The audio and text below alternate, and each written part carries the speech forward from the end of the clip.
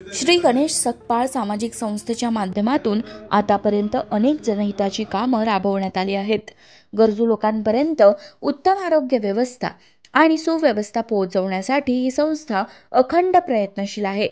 आज त्यांच्या माध्यमातून शासनाने त्यांना 10,000 रुपये भांड्यांचे सेट दिले। माझ्याकडे जवळपास 850 ते 900 महिला एकत्र आहेत आणि नवी मुंबईमध्ये एकमेव गणेश सकपाळ सामाजिक संस्था अशी आहे की एवढ्या मोठ्या संख्येने घरकाम करणाऱ्या महिला या ठिकाणी आहेत। संस्थेचे संस्थापक गणेश सकपाळ यांच्या मार्गदर्शनाखाली अनेक नवीन उपक्रम यशस्वीपणे राबवले गेले आहेत। त्यांच्या प्रयत्नांमुळे आजपर्यंत असंख्य गरजू महिलांना या संस्थेच्या माध्यमातून आधार मिळाला आहे।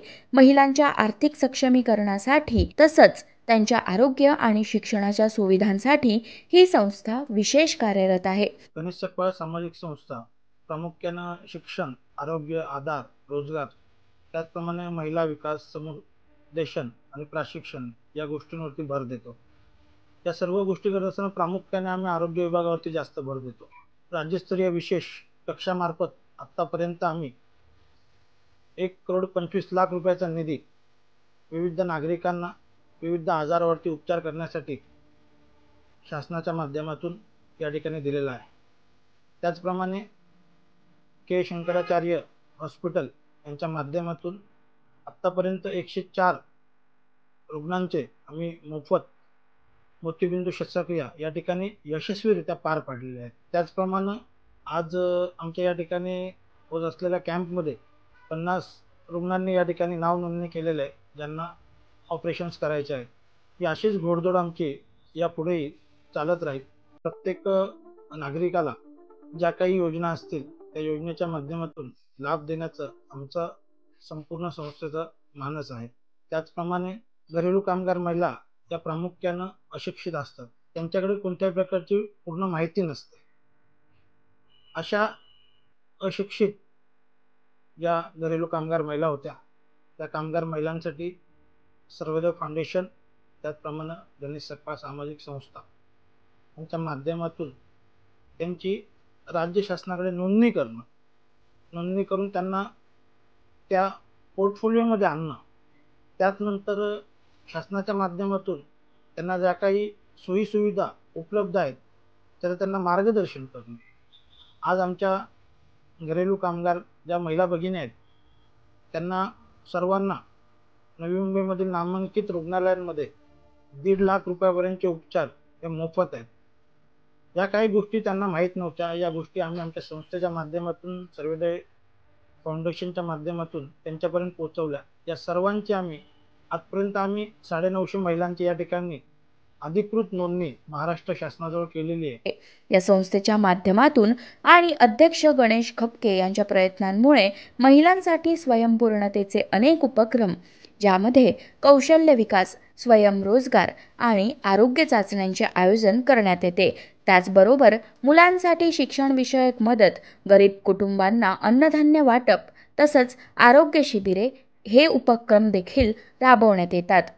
भविष्यामध्ये महानगरपालिकेच्या माध्यमातून अन्य योजना त्यांच्यापर्यंत पोहोचवून त्यांना सक्षम बनवण्याचं काम आमच्या माध्यमातून केलं जाईल।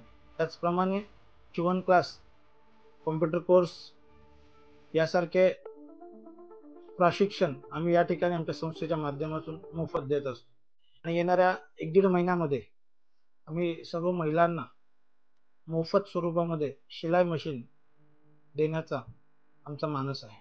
प्रमाणे या सर्व धर्तीवरती या सर्व गोष्टींना सामोरं जात असताना काही विशेष बाबी आमच्या लक्षात आला। ज्या अडचणी या आम्हाला शासनाच्या माध्यमातून पूर्ण करायला जमत नाही किंवा विविध संस्थांच्या माध्यमातून पूर्ण करायला जमत नाही, अशा काही बाबी आमच्या निदर्शनात आल्या आरोग्य सेवा करत असताना। तर या बाबींचा सार्वत्रिक विचार करून आम्ही स्वतः श्री लोकनेते महाराष्ट्र राज्याचे वनमंत्री गणेशजी नाईक साहेब यांच्या मार्गदर्शनाखाली आमच्या विभागामध्ये गणेश सकपाळ सामाजिक संस्था माध्यमातून हेल्थ कार्ड बनवत आहोत। हे हेल्थ कार्ड आम्ही विभागातील आमच्या गरजू नागरिकांना त्या ठिकाणी देणार आहोत। त्याच्या माध्यमातून MRI असेल, CT स्कॅन असेल, एक्सरे असो, सोनोग्राफी असेल, विविध रक्तांच्या तपासण्या असो त्या सामान्य नागरिकांना परवडत नाहीत.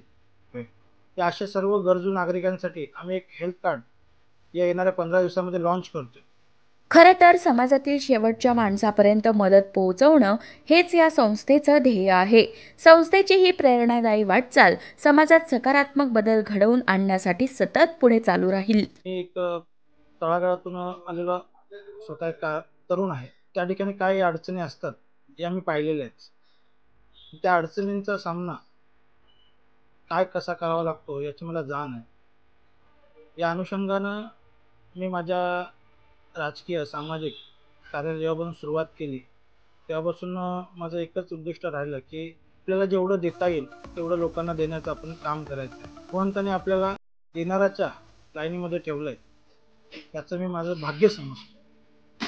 आणि मला ज्या काही गोष्टी आत्मसात होतात मिळतात त्या सामान्य नागरिकांपर्यंत पोचवण्याचं मी विडा उचललेला आहे.